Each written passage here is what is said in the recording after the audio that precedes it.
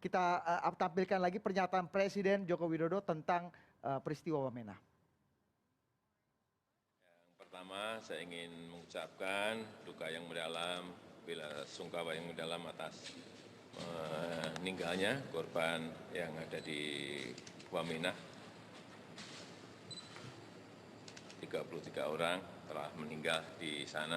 Tapi yang ingin perlu saya sampaikan bahwa aparat keamanan telah bekerja keras untuk melindungi semua warga.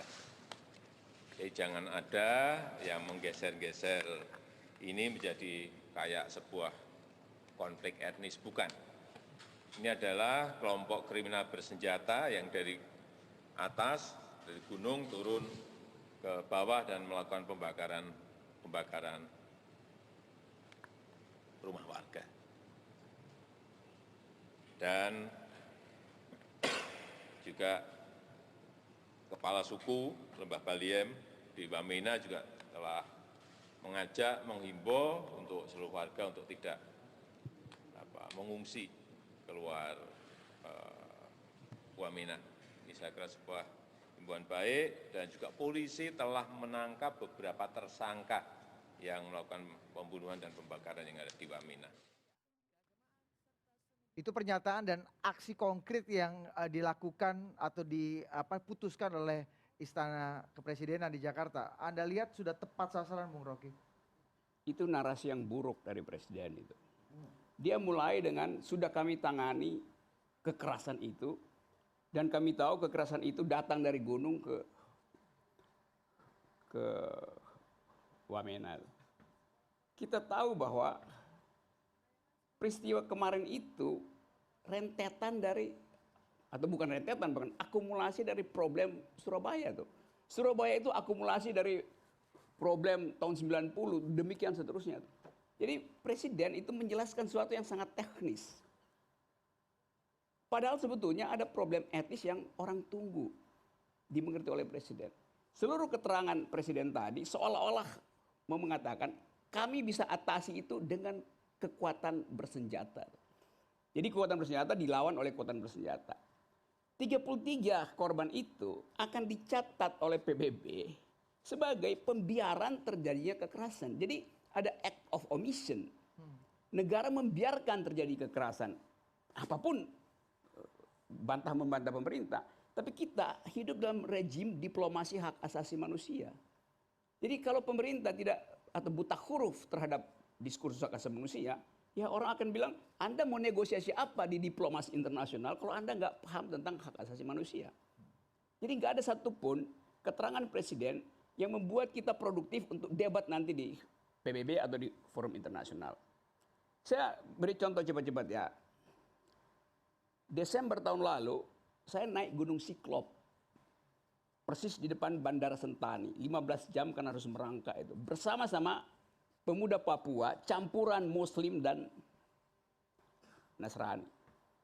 Karena Desember ada inisiatif justru datang dari pemuda non-Muslim. Pemuda Muslim. Untuk bikin Natalan di atas itu. Anda bisa bayangkan nggak? Saya naik ke gunung itu, kasih ceramah lingkungan di situ, kasih kuliah tentang etika lingkungan. Lalu mereka mulai bercerita bahwa bagi kami nggak ada soal perbedaan agama, perbedaan etnis, segala macam itu. Tetapi kami tahu bahwa Jakarta tidak punya konsep tentang keadilan bagi Papua. Lilin Natal itu dinyalakan oleh seorang perempuan Muslim. Doa buat si perempuan Muslim diucapkan oleh seorang laki-laki Papua. Jadi saya merasa nggak ada soal. Kalau ada percakapan tentang hak asasi manusia. Nah kita sekarang ada dalam keadaan semacam itu. Kita nggak tahu, kalau saya tanya misalnya, apa konsep negara untuk Papua sekarang? Operasi militer, penegakan ulang keamanan. Padahal Papua udah hidup dengan imajinasi a new kind of nationalism itu. Ada jenis nasionalisme baru di kepala orang Papua tuh. Dan kita mau anggap bahwa itu bukan nasionalisme tuh. Loh itu otentik ada di situ. Di seluruh dunia orang hidup dengan cara itu. Catalonia di Spanyol tuh, Baski di Spanyol tuh, Quebec di Kanada, segala macam tuh, Skotlandia. Orang hidup dengan multikulturalisme. Jadi yang kita sebut nasionalisme sekarang Dia tuh oscillating, bergerak nasionalisme itu. Sekarang pemerintah mau pangkas itu supaya jadi stabil. Dengan cara apa? Dengan cara kekerasan, dengan cara operasi militer. Mestinya dengan pendekatan hak asasi manusia. Anda lihat resepnya masih sama nggak dengan 10, 20, 30, 40 tahun yang lalu? Ya karena pengambil kebijakannya masih orang yang sama, yang itu-itu juga. Yang pengetahuannya tentang mengatasi konflik cuman itu, bab 1 doang tuh. Jadi Anda lihat, kita hidup di dalam kedunguan konsep itu. Misalnya, kita mau bilang, oke, kita mengerti hak asasi manusia. Publik internasional akan ketawa. Barusan Anda cabut paspornya Veronica Koman. Bagaimana Anda mau ngomong hak asasi manusia? Jadi semua soal ini memperlihatkan bahwa negeri ini atau pemerintah gak punya konsep untuk menyelesaikan sesuatu yang berdimensi internasional itu. Diplomat kita pasti kalah berdebat dengan anak-anak muda Papua yang belajar di Cambridge, Harvard, Oxford, yang lengkap pengetahuannya tentang deal diplomasi internasional. Jadi kita ada di situ, dalam kegugupan itu kita membayangkan ada berbagai macam potensial krisis di Indonesia. Krisis ekonomi sudah sedang terjadi, bukan lagi akan terjadi. Masih ada soal tentang konflik ideologi, ada soal Papua, ada soal upaya untuk mempercepat pelantikan presiden segala macam. Kita lihat DPR yang sama sekali nggak memperlihatkan bahwa ada reformasi nilai di DPR tuh. Seluruh kompleks persoalan ini, kalau dibaca secara internasional, para sebut aja pemain atau politisi-politisi yang luar negeri yang ingin ambil gain dari keadaan ini, anggap ini saatnya kita porak-porandakan Indonesia tuh. Jadi cara berpikir itu mesti dipindahkan dari sekedar menerangkan soal teknis pembunuhan, harus dipindahkan menjadi problem internasional melalui pintu hak asasi manusia. Tapi orang Papua itu memerlukan recognition, politics of recognition, bukan distribusi, bukan disogok dengan jalan tol. Dia nggak perlu itu, karena tadi ada past memory, politics of fear di belakang itu. Dialektikanya adalah orang yang pernah punya trauma dengan kekerasan, dia politics of memory-nya itu berharap ada yang lain, politics of hope, justice, human rights.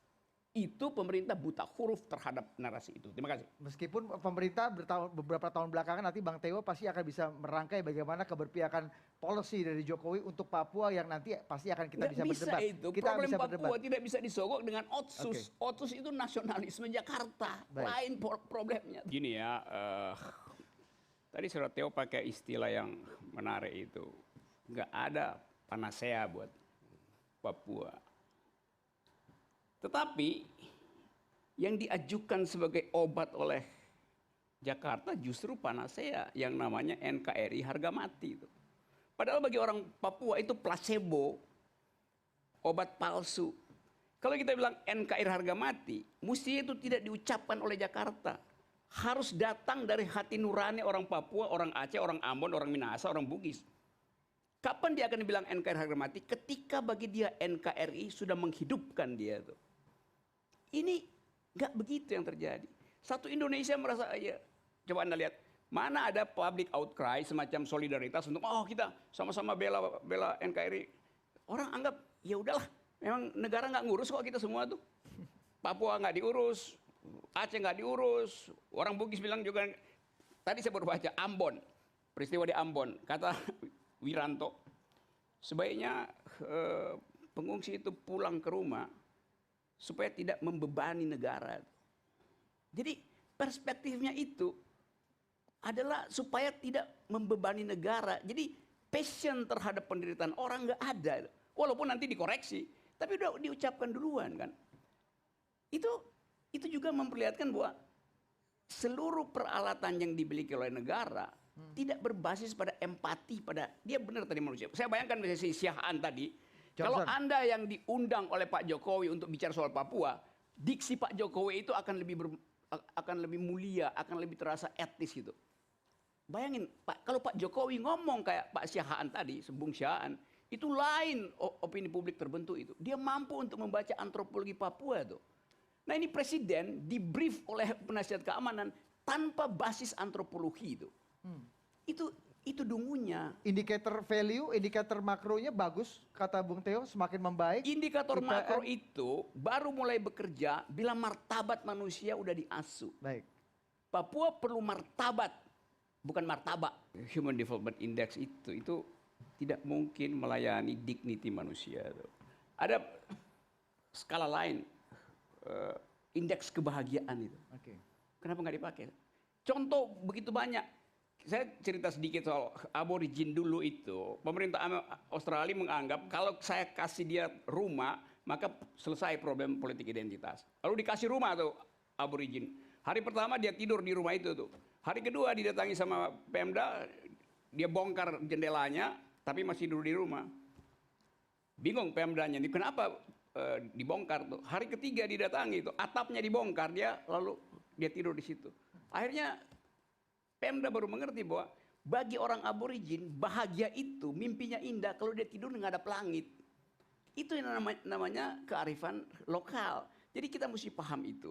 Kalau dibilang bahwa Papua udah diguyurin otsus 200 triliun, Anda coba lihat misalnya Katalan itu di Spanyol waktu mau merdeka itu menyumbang 20% buat Spanyol, tapi dia tetap ingin merdeka karena dianggap ada bagian yang lain dari Spanyol itu.